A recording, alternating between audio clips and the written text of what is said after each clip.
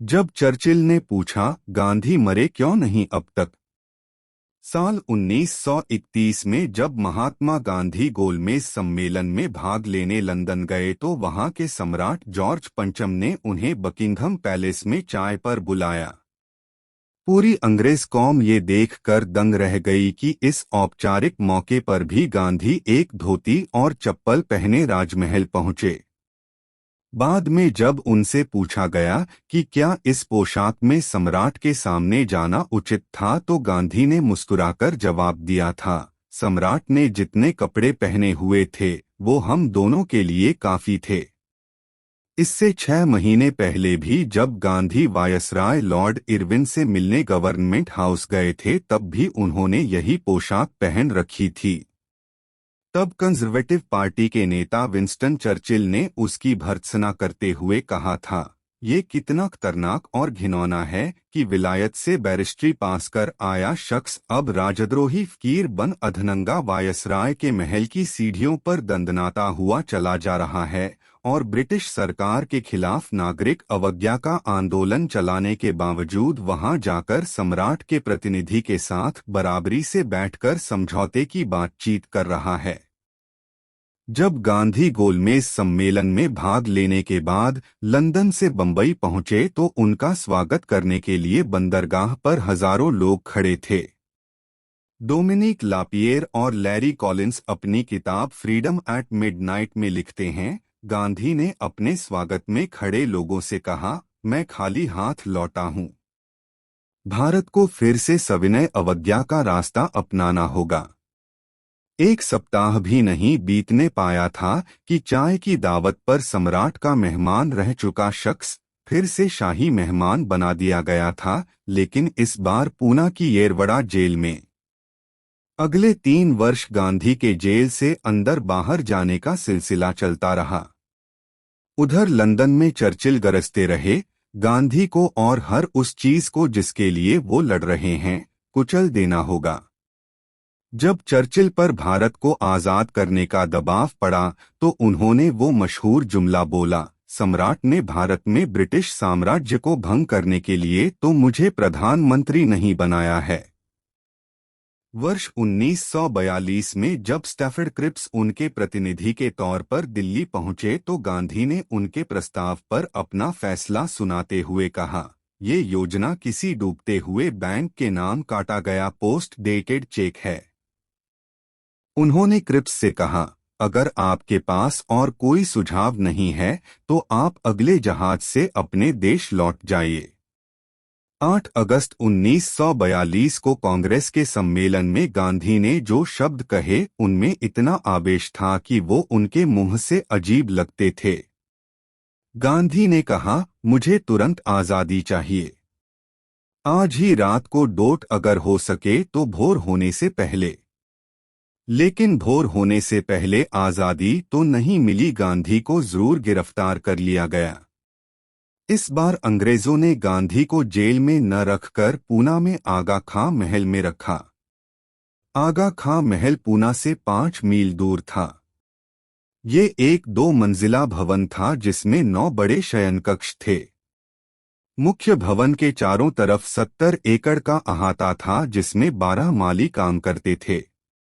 गांधी की गिरफ्तारी के बाद आर्देशर एदुलजी केटली को महल की जेल का इंचार्ज बना दिया गया था।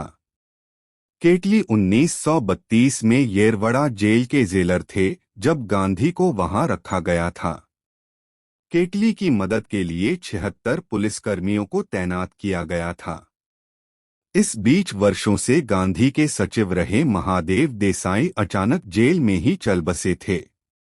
उनके निधन पर कस्तूरबा ने अफसोस प्रकट करते हुए कहा था, उनकी मौत से बापू का दाहिना और बायां हाथ चला गया। गांधी समाचार पत्रों में छपी उन खबरों से बहुत व्यथित थे जिनमें कुछ सरकारी वक्तव्यों में कहा गया था कि वो अंग्रेजों के दुश्मन देशों से मिले हुए थे। सरकार का ये भी कहना था कि गांधी की गिरफ्तारी के बाद होने वाली हिंसा के लिए वो खुद जिम्मेदार थे। इन आरोपों से दुखी होकर गांधी ने वायसराय लिनलिथगो को पत्र लिखा कि वो 9 फरवरी से 21 दिनों का उपवास करना चाहते हैं। लिनलिथगो ने इसके जवाब में लिखा कि मैं राजनीतिक कारणों से उपवास के इस्तेमाल को राजनीतिक ब्लैकमेल के तौर पर देखता हूं, जिसको नैतिक कारणों से कभी सही नहीं ठहराया जा सकता।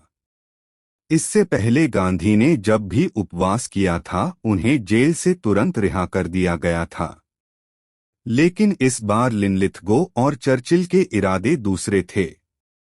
चर्चिल ने दिल्ली सूचना भिजवाई कि अगर गांधी भूख से मर जाना चाहते हैं तो उन्हें ऐसा करने की पूरी छूट है। आर्थर हरमन अपनी किताब Gandhi and Churchill the epic rivalry that destroyed the empire and forged our age में लिखते हैं, गांधी का उपवास शुरू होने से 2 दिन पहले सरकार ने उन्हें उपवास के दौरान जेल से बाहर जाने का प्रस्ताव दिया था। वायसराय ने उनसे कहा कि वो किसी के भी साथ जहां भी चाहें वहां जा सकते हैं। लेकिन उपवास समाप्त होने के बाद उन्हें आगा खां महल लौटना होगा। गांधी ने इस प्रस्ताव को ठुकरा दिया था। गांधी ने 9 फरवरी के बजाय 10 फरवरी से अपना उपवास शुरू किया। मीराबेन लिखती हैं, तीसरे दिन ही गांधी को उल्टियां होनी शुरू हो गईं। 5वें दिन तक वो बहुत कमजोर और थके हुए दिखाई देने लगे। उन्होंने गीता पाठ करना भी छोड़ दिया। वायसराय की कार्यकारी परिषद के कुछ भारतीय सदस्यों ने उन पर दबाव डाला कि गांधी को रिहा कर दिया जाए, लेकिन लिनलिथगो टस से मस नहीं हुए। गांधी के उपवास के दूसरे हफ्ते में MS any, sir Homi Modi और नलिनी रंजन सरकार ने विरोधस्वरूप कार्यकारी परिषद के अपने पद से इस्तीफा दे दिया। चर्चिल उस समय मित्र देशों के सम्मेलन में भाग लेने कैसाब्लांका गए हुए थे। उन्हें गांधी की हर एक गतिविधि की जानकारी पहुंचाई जाती रही। आर्थर हरमैन लिखते हैं, चर्चिल को पूरा विश्वास था कि गांधी का उपवास एक सड़क छाप नौटंकी है। हो सकता है कि भारतीय उनके गुणों के कारण उनका सम्मान करते हों, लेकिन उनकी नजर में वो एक आध्यात्मिक नीम हकीम भर थे। लेकिन दक्षिण अफ्रीका के राष्ट्रपति फील्ड मार्शल जैन स्मट्स ने उन्हें गांधी के बारे में आगाह किया था। चर्चिल के मन में स्मट्स के लिए बहुत सम्मान था। उनके विचार काफी मिलते थे, लेकिन गांधी के बारे में उनकी राय अलग अलग थी। स्मट्स का गांधी से पहले वास्ता पड़ चुका था। उन्होंने चर्चिल से साफ कहा कि वो गांधी को हल्के में न लें, लेकिन चर्चिल ने उनकी चेतावनी को मजाक में उड़ा दिया था। 19 फरवरी को सुशीला नायर ने अपनी डायरी में लिखा, कल यानी उपवास का 8वां दिन गांधी के लिए बहुत बुरा था। सारे दिन उनको सिर में तेज दर्द होता रहा।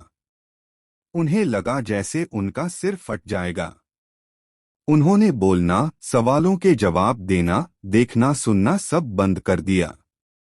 अगले दिन गांधी ने दोपहर तक तो अपने आसपास के वातावरण में दिलचस्पी ली, लेकिन उसके बाद उनका सिर और कानों का दर्द और बेचैनी लौट आई। वो पलंग पर आंखें बंद कर पड़े रहे। उनकी आवाज एक फुसफुसाहट में बदल गई। अब उनमें इतनी भी ताकत नहीं रह गई थी कि वो बिस्तर पर अपने से मुड़ या अपने पैरों को फैला भी पाएं। 20 फरवरी को सब बंबई प्रेसिडेंसी के सर्जन जनरल उन्हें देखने आए तो उन्होंने कहा कि गांधी का अंत निकट है। 21 फरवरी को दिल्ली के महत्वपूर्ण लोगों की एक बैठक हुई। उन्होंने वायसराय से अपील कर कहा, हमारा मानना है कि अगर गांधी जी बच जाते हैं तो शांति और सद्भावना के बढ़ावे के लिए रास्ता तैयार होगा, लेकिन एक ब्रिटिश कैदी के रूप में उनकी मौत से ब्रिटिश सरकार के प्रति लोगों के बीच कटुता बढ़ जाएगी। इस प्रस्ताव को तार द्वारा ब्रिटिश प्रधानमंत्री विंस्टन चर्चिल को भेजा गया। चर्चिल ने तुरंत उसका जवाब देते हुए लिखा, गांधी और दूसरे कांग्रेस नेताओं को जिस कारण से गिरफ्तार किया गया है वो उन्हें बता दिया गया है और वो उसे समझ भी गए हैं। इन हालात के लिए खुद श्री गांधी जिम्मेदार हैं।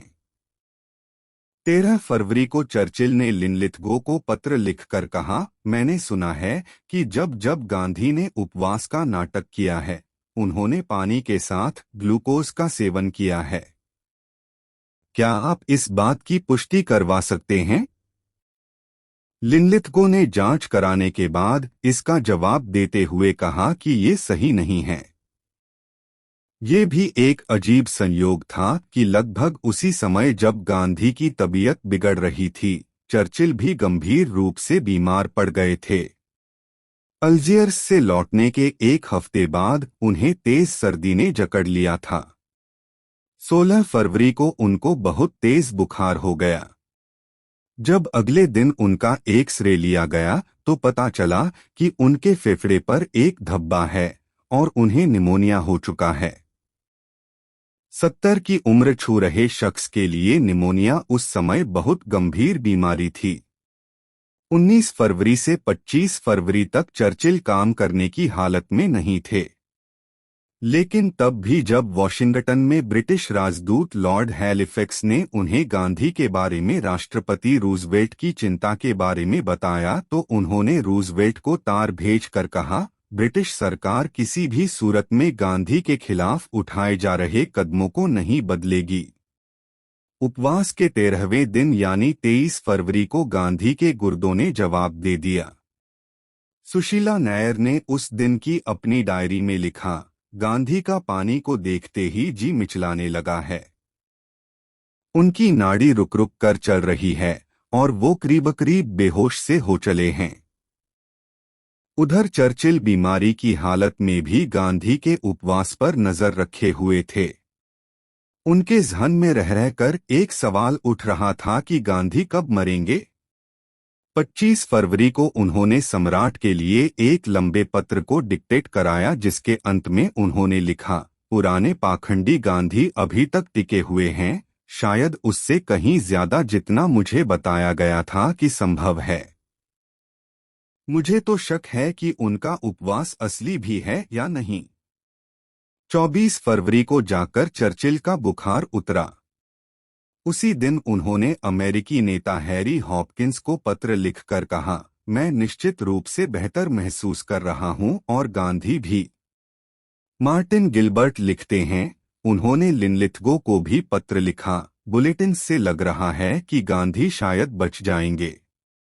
निश्चित रूप से किसी हिंदू डॉक्टर ने उनके पानी में ग्लूकोज या उस जैसी कोई चीज मिला दी होगी। 26 फरवरी को चर्चिल ने फील्ड मार्शल स्मट्स को लिखा, मैं नहीं समझता गांधी का अभी जरा भी मरने का इरादा है। तब तक गांधी का वजन 20 पाउंड कम हो चुका था। लेकिन अगले दिन गांधी थोड़ा चैन से सोए। सुशीला ने खुश होकर अपनी डायरी में लिखा, सुबह गांधी कुछ बेहतर महसूस कर रहे हैं। उनकी आवाज थोड़ी ऊंची हुई है। लगता है कि उनको आराम मिला है और वो थोड़ा प्रसन्न चित्त दिखाई दे रहे हैं। पूरे 21 दिन बाद गांधी ने अपना उपवास तोड़ा।